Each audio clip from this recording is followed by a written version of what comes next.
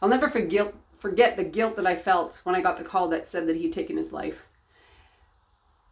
There's nothing like that, actually. It's quite a horrible feeling, and that's why I'm here. Because there was someone that, he was a friend of mine. Like, I mean, we didn't do lots of things together, but he was someone that I volunteered at a soup kitchen with for many years, and you know, quite enjoyed his company. He was always super positive, super happy.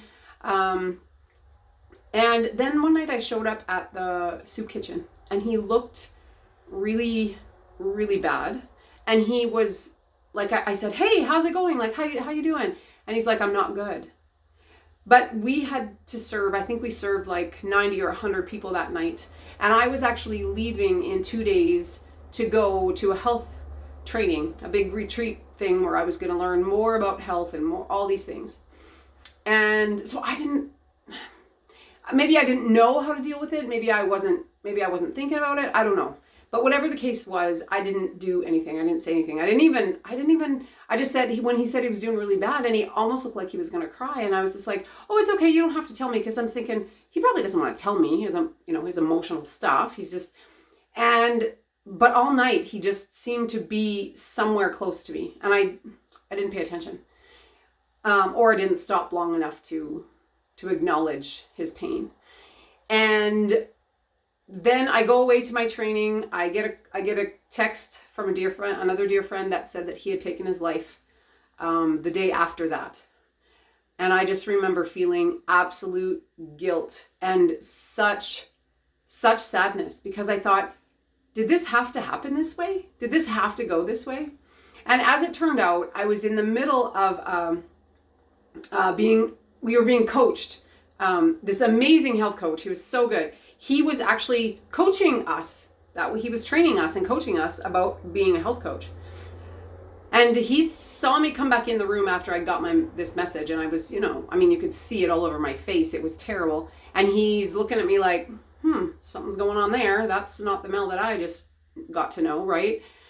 And so he just casually says, "Hey, does anyone want to role play with me?" And for whatever reason, I don't know why I did, I put up my hand and I said, "Yeah, I will." And he said, I forget his exact words, but he said something like, is there something going on in your life or something? And I said, or he goes, "How are you doing?" And I said, "I'm not doing very well." And he said, "Is there anything that you could have done to change what happened?" And I said, "Yes, I think so." He didn't know what had happened. He didn't know the message I just received. He didn't know anything about any of this. And he was just being the amazing coach, right, that he was. And he just walked me through that whole process of how to basically, kind of look at the situation and then be able to distance myself from what I could actually do and what I had no control over. And yes, I could have probably acknowledged him. I could have helped him. I don't know if I could have helped him, but I could have talked to him. May have made a difference. But it may not have made a difference either. At the end of that session, another fellow student came up to me and said that he'd been through something similar. And he spent hours and hours and hours and weeks with his buddy.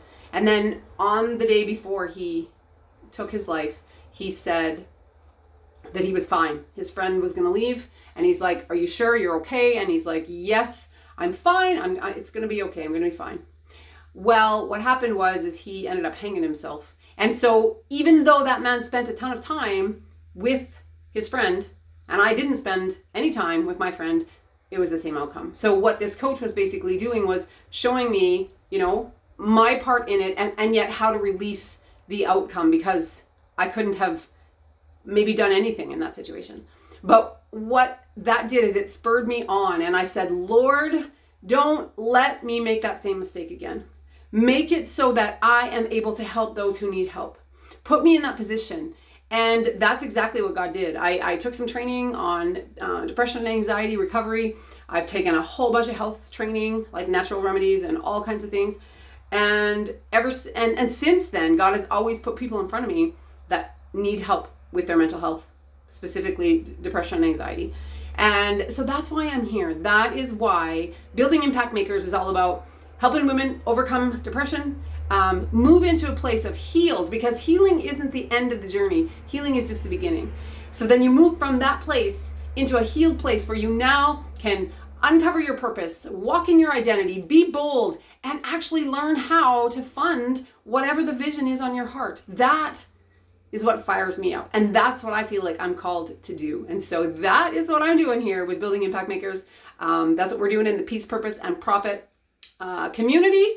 And you'll see my Ditching Depression with Purpose podcast as well. That is helping women tips and lifestyle things to truly get a handle on all this stuff. So I can't wait to hear from you. If this touched you on some level, please like and subscribe to this channel.